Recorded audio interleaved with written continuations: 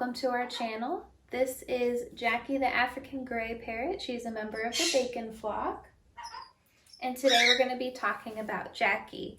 Now Jackie is about 20 years old. I adopted her when she was 11. It was fate the way that I got Jackie. So I was at a bird fair in Missouri, which I kind of went on a whim. And I was walking around with my friend at the bird fair and we saw some baby African grays, and I was talking to my friend as we walked around that I've always wanted an African gray, that I've always wanted an African gray parrot. And someone happened to overhear that I was an acquaintance with, and she overheard and stopped me and said, "Hey, I heard that you're looking for an African gray. I'm trying to rehome one. I'm fostering for one right now, trying to find her a home." I asked her how much the bird was, and she told me that she was free, which sounded too good to be true, to be honest with you. So I said, okay, well, what's wrong with her? So she told me that Jackie is a plucker, and that her original owners didn't really get her out of her cage very much. They fed her chocolate, like those cosmic brownies with like the rainbow chips on top of them.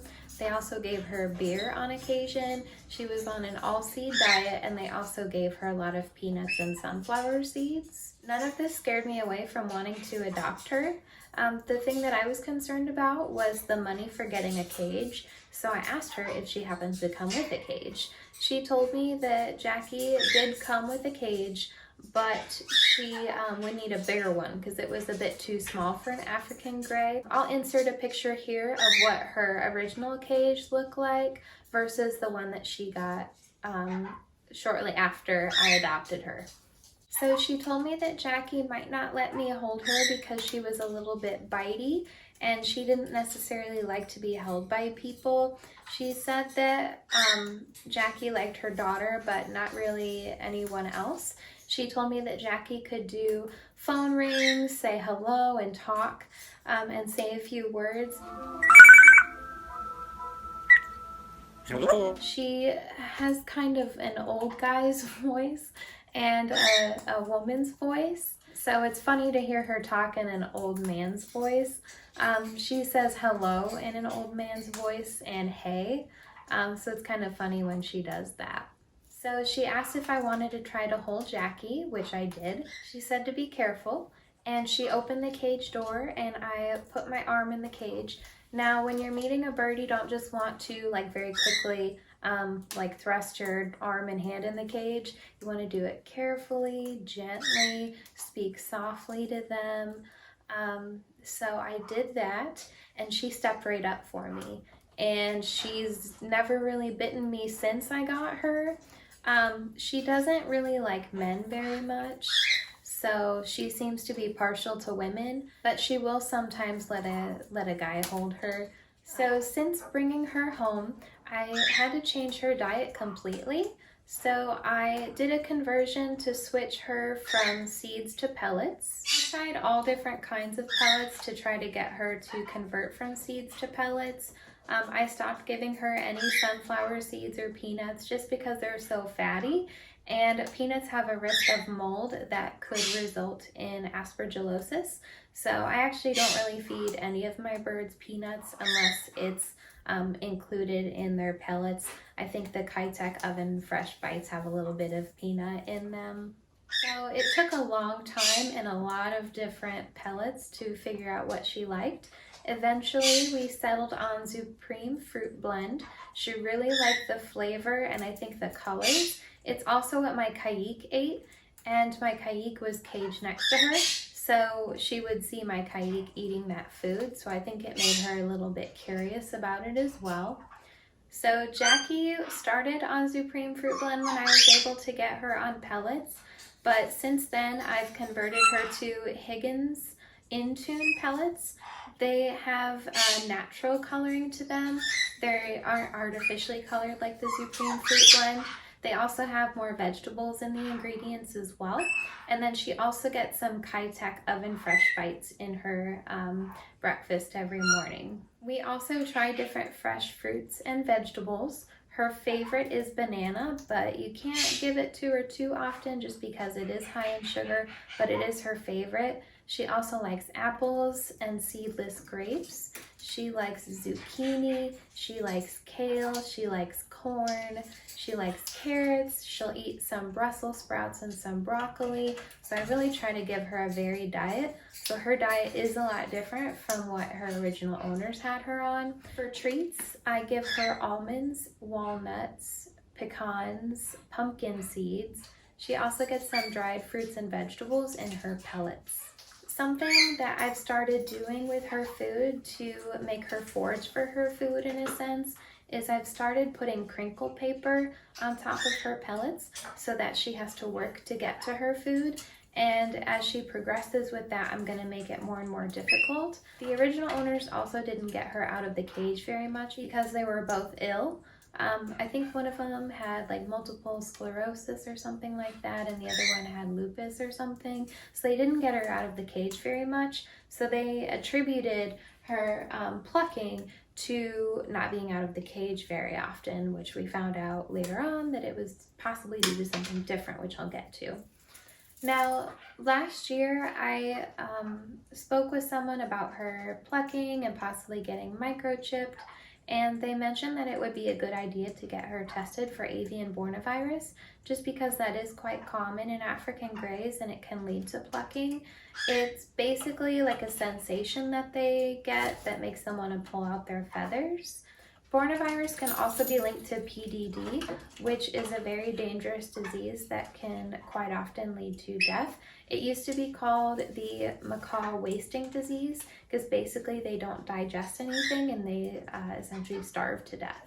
When the vet looked at her and we talked about her symptoms, she doesn't exhibit any of the symptoms that would lead them to believe whether or not she had PDD. So we ruled that out, and as long as she continues to not show any signs of symptoms, we're not worried about testing for that.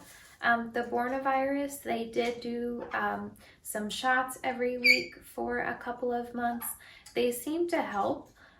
She stopped plucking her feathers, and then one day, I think it was right before the last shot that she got, she pulled them out again. Our vet, Dr. Scott McDonald, thinks that she's just a chronic plucker and she may never stop. Dr. Ferry is another vet that we've seen, and she says it could be due to like anxiety or depression. So they gave us some medicine to try to give her.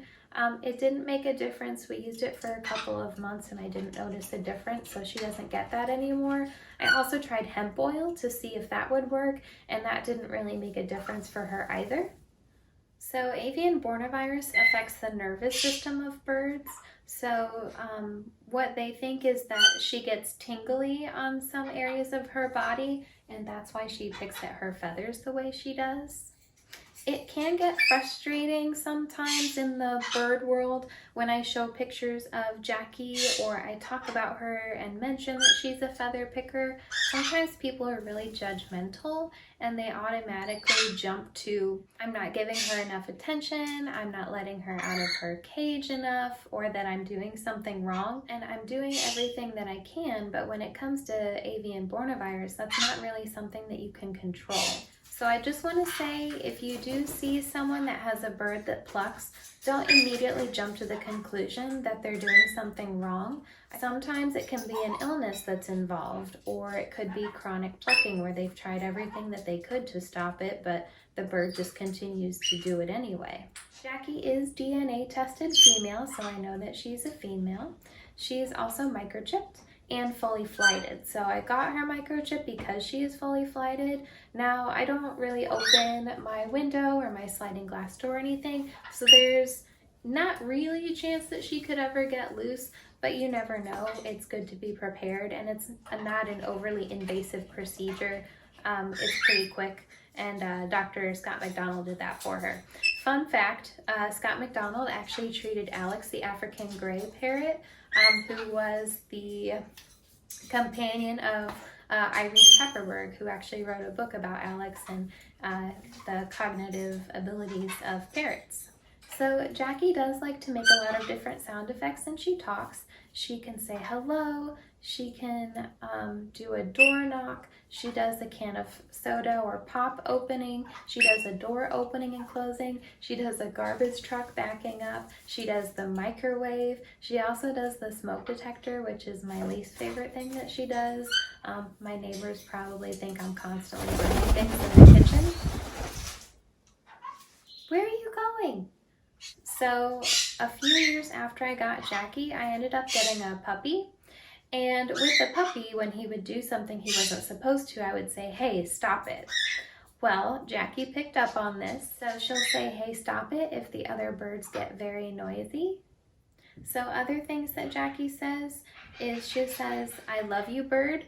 Now, I think that she's very emotionally intelligent because there was one time where I was having a really bad day. I was crying, and she flew over to me, and she walked up my chest to my face, and she bent down and touched her beak to my lips, made a kissy noise, and said, I love you, bird. So I think she's very receptive to emotions. She's a very sweet bird, and I thought it was amazing that she picked up on that. Something else that Jackie can say is when maintenance comes around our apartments, they knock on the door really loudly and yell maintenance, and she's actually learned to do that. And it's funny because it's in a man's voice as well. So sometimes when she talks, she has an old man's voice, sometimes she has an older woman's voice, and then sometimes she has a young woman's voice like mine.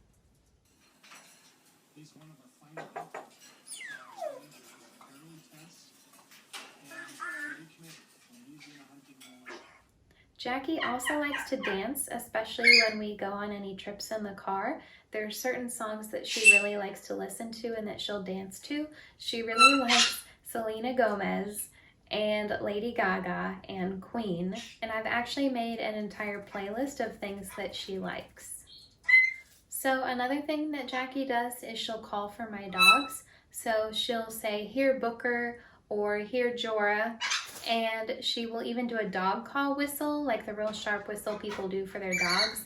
I cannot whistle, so she definitely didn't learn it from me. She learned it from her previous owners. They must have had a dog. So I thought it was really cool that she associated whistling for her original owner's dog to whistling for my dogs as well. And she'll even say, like, come here. They don't actually come to her. It's like they know the difference between a human saying it and her saying it. So as you can see, she is fully flighted. She's very talented as well. She likes to fly from the top of her cage over to this play stand back and forth, just depending on where she wants to go. So she's my responsible flyer, as I call her, because she only flies to get from place to place, not necessarily try to get away from me to avoid having to go back in her cage. She's also pretty good at flying downward. So if I'm sitting on my couch, which is right over here, she can fly down to me if she wants to be like cuddled or petted. African greys don't usually like to cuddle, but she does like to get head scritches, only on her terms though. She's very specific about getting her head rubs. She's also very curious. She wanders around the apartment a lot. She likes to go in the kitchen to check it out. She likes to hide under the bed, so I usually have to keep my bedroom door closed. There was one time where I was getting ready for work and I had her out and she went under the bed, and I have a really hard time because I can't crawl under my bed. It's too low to the ground.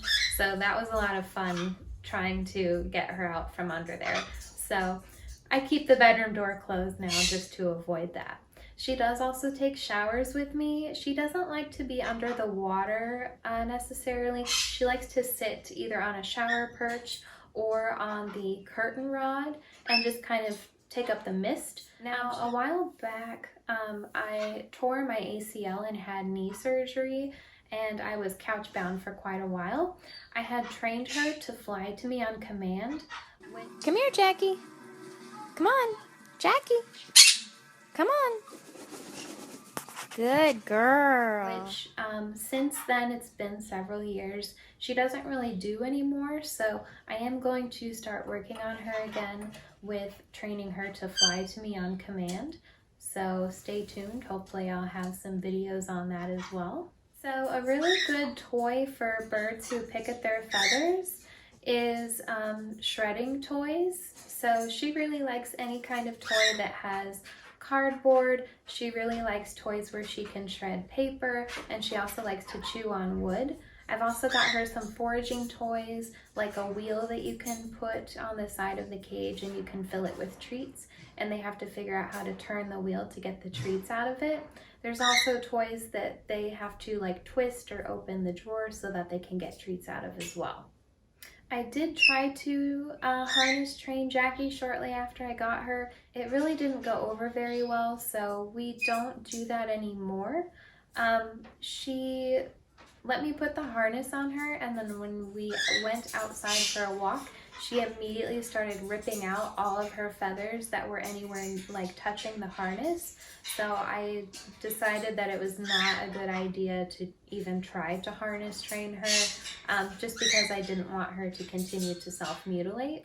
Jackie really doesn't get along with my other birds. I think it's because she wants all of the attention. So I can't really let her interact with the other birds just because she is such a big bird. She could definitely injure them. So I definitely keep them separate. That's why I like the large play stand that I have, so they have their own spaces to play on as well when they're out of the cage. Give me a kiss. Good bird. All right, thanks for joining us for our video today. If you enjoyed it, please give it a like and subscribe to see more videos. Until then, see you next time.